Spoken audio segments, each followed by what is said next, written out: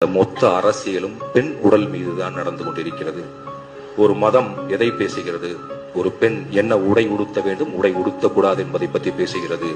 ஒரு பெண் எப்பொழுது வீட்டிற்கு திரும்பி வர வேண்டும் என்பதை பற்றி பேசுகிறது.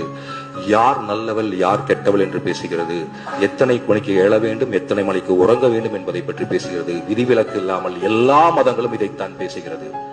ஆக மதத்தினுடைய ஆகப்பெரிய பிரச்சனை பெண் என்ன உடை உடுத்துவது, அவள் யாரிடம் பேசலாம், அவள் யாரை திருமணம் செய்யலாம், திருமணம் செய்தவன் இறந்த பின் உடன்கட்டை ஏறலாம், இல்லை வேண்டாம் அது கொஞ்சம் ஃபார்வர்டா வந்துடும், மொட்டை அடிப்போம், இல்ல வேண்டாம் கலர் ஒயிட் சாரி மட்டும் கட்டிக்கோங்க, இல்ல வேண்டாம் நீங்க ஒரு கலர் சாரி கட்டிக்கலாம், பொட்டு வைக்க வேண்டாம், இல்ல வேண்டாம் நீங்க பொட்டும் வச்சுக்கலாம், ஆனா இன்னொரு கல்யாணம் பண்ண வேண்டாம், இல்ல நீங்க இன்னொரு கல்யாணம் கூட பண்ணுங்க, ஆனா அதுக்கு முன்னாடி கொஞ்சம் யோசிச்சுக்கோ.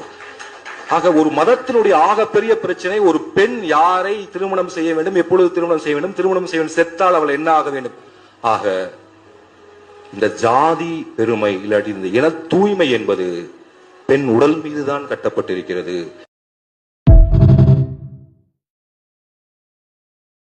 என்ன ராம் சார், நீங்கள் எந்த காலத்தில் இருக்கீங்க? எந்த 21st செஞ்சுரியில் இருக்கீங்களா, இல்லை 17th 11th 12th செஞ்சுரியிலேருந்து பேசுகிறீங்களா என்னன்னு தெரியலை. காலம் மாறி போச்சு சார். உங்களுக்கு ரீசெண்டாக நீங்கள் இவ்வளோ பிற்போக்குத்தனமாக இருக்கீங்கள்ல, மிந்தி உள்ளதையே பேசிட்டு தெரியுறீங்கள்ல, உங்களுக்கு ஒரு இன்ஃபர்மேஷன் சொல்கிறேன். எங்கள் பாட்டிக்கு 86 வயசு ஆகுது. போன வாரம் பாக்கியலட்சுமி சீரியல் ரொம்ப நல்லா பார்ப்பாங்க அவங்க. அதில் அந்த தாத்தா இறந்து போன சீன் வருது. அது கிட்டத்தட்ட ஒரு வாரமாக போணுச்சு. எங்கள் பாட்டி அதை எப்பவும் டிவியில் பார்க்குறது, என்கிட்ட ஓடிடியில் காமின்னு கேட்டுச்சு.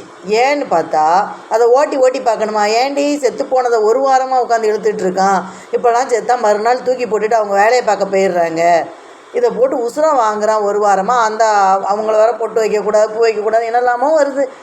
இது காலம் மாறி போச்சு சார். இறந்து போயிட்டாங்கன்னா ஓகே, இறந்து போனாங்க, அது நிகழ்வுன்னு எடுத்துகிட்டு போகிற அளவுக்கு ஆயிடுச்சு. எடுத்துட்டாங்க. பொட்டு வைக்கிறது, பூ வைக்கிறதெல்லாம் இப்போ மேட்ரே இல்லை சார். எங்கள் அப்பா இறந்து பல வருஷம் ஆயிடுச்சு, எங்கள் அம்மா பொட்டு வைக்கிறாங்க, பூ கொடுத்தா வச்சுக்கிறாங்க, அதெல்லாம் பழக்கத்தில் இருந்து நாங்களே சொல்லிட்டோம், இதெல்லாம் நீங்கள் வச்சுக்கோங்கம்மா, இதெல்லாம் ஒரு மேட்ரே கிடையாது, நீங்கள் பிறந்ததுலேருந்து வைக்கிறது தானே, இதை வச்சுக்கோங்கன்னு சொன்னால் ஏற்றுக்கிறாங்க. ரெஃபர்மேஷனோ ரெவல்யூஷனோ புதுமையோ சேஞ்சஸோ எல்லாம் ஜாதி ரீதியாக, மத ரீதியாக, இன ரீதியாக, வாழ்வியல் ரீதியாக, கலாச்சார ரீதியாக வந்துக்கிட்டே இருக்குது. அந்த ரிஃபர்மேஷனை மக்கள் ஏற்றுக்கிட்டே இருக்காங்க. அதனால தான் 86 வயசு பாட்டியால் அந்த ரிஃபர்மேஷனை ஏற்றுக்க முடியுது. அவங்க அந்த காலத்துலேருந்து பார்த்துட்டு வராங்க என்னெல்லாம் நடந்திருக்குன்னு. இப்போ போய் வெள்ளைச்சாலை கட்டுனா என்ன, பொட்டு வைக்கலைன்னா என்ன, இது என்னன்னு பேசிகிட்டு இருக்கீங்க. நீங்கள் எந்த ஜென்ரேஷனில் இருக்கீங்க? கேட்கவே அசிங்கமாக இருக்குது.